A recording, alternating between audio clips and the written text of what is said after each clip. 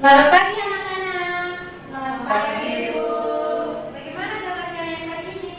Baik, Ibu. Syukurlah. Nah, ayo dalam pembelajaran Ibu minta salah satu anak untuk memimpin kita dalam doa. Ya, Mary, silakan.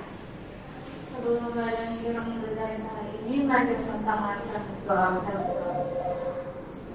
Berdoa selesai. Terima kasih anak. Oke, sebelum itu Ibu presentasi kalian dulu ya anak-anak. Baik Ibu, untuk ketua kelas apakah semuanya hadir? Ada semua itu. Wah, luar biasa sekali. Mari kita beri aplaus.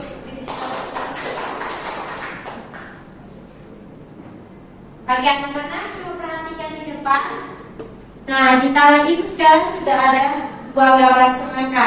Nah, coba anak-anak perhatikan apakah ada perbedaan antara kedua gambar ini? Ada Ibu.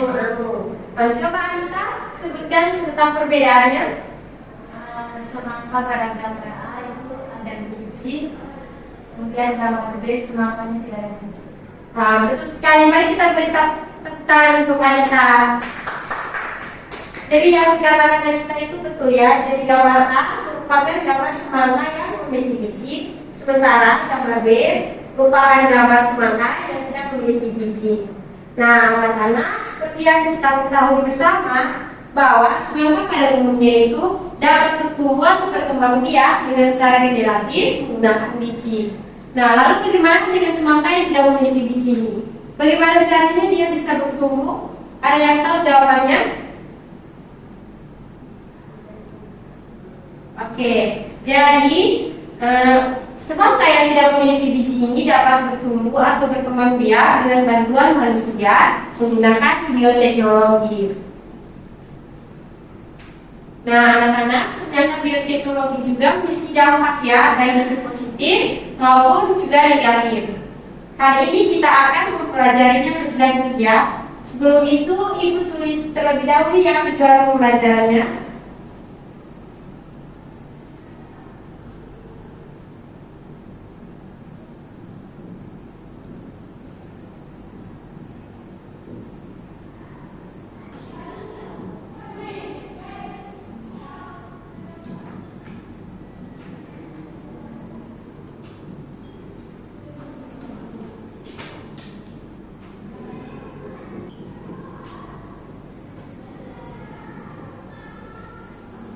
Baik, jadi tujuan pembelajaran kita hari ini yaitu anak-anak akan menganalisis dua dampak positif dan juga dua dampak negatif dari penggunaan bioteknologi dengan tepat.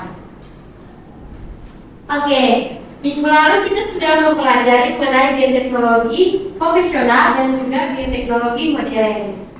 Nah, ada yang masih ingat mengenai pengertian bioteknologi? Ya, Felix semangat. Bioteknologi adalah pemanfaatan organisme hidup seperti bakteri, jamur, tanaman, dan hewan atau produk lainnya untuk menghasilkan produk dan jasa yang bermanfaat bagi manusia. Betul sekali ya jawaban dari anak Mary. Mari kita beri aplaus.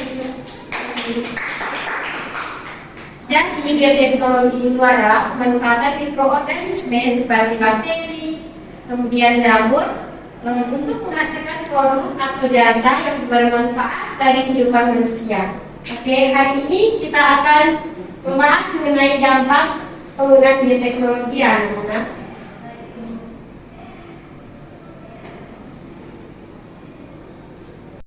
Oke, kita mulai dari dampak positif bioteknologi di bidang pertanian. Nah, dampak positif yang pertama menghasilkan tanaman transgenik tahan hama dan penyakit. Jadi, bioteknologi dapat menghasilkan tanaman transgenik yang tahan terhadap hama. Contohnya seperti kapas tahan hama, kemudian jagung bete yang tahan hama, dan apel yang tidak mudah membusuk. Kemudian dampak positif yang kedua itu menghasilkan bibit tanaman unggul dalam waktu singkat dan jumlah besar, dan produktivitasnya meningkat. Jadi anak-anak, dengan adanya bioteknologi, petani dapat menghasilkan bibit tanaman yang unggul dalam waktu singkat dan jumlah produktivitasnya juga lebih meningkat.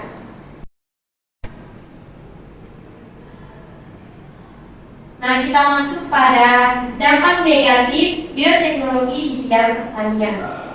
Jadi yang pertama, bioteknologi dapat menimbulkan kerusakan pada ekosistem, yakni dengan adanya tumbuhan yang tahan terhadap serangga bisa membunuh organisme seperti kupu-kupu dan lebah. Kemudian yang kedua, dengan adanya bioteknologi, petani dapat ketergantungan terhadap perusahaan benih yang menyediakan benih transgenik yang bisa ditanam kembali. Jadi, petani harus membeli kembali benih dari perusahaan tersebut. Termasuk yang berikut dampak positif bioteknologi di bidang kesehatan. Jadi, dengan adanya bioteknologi,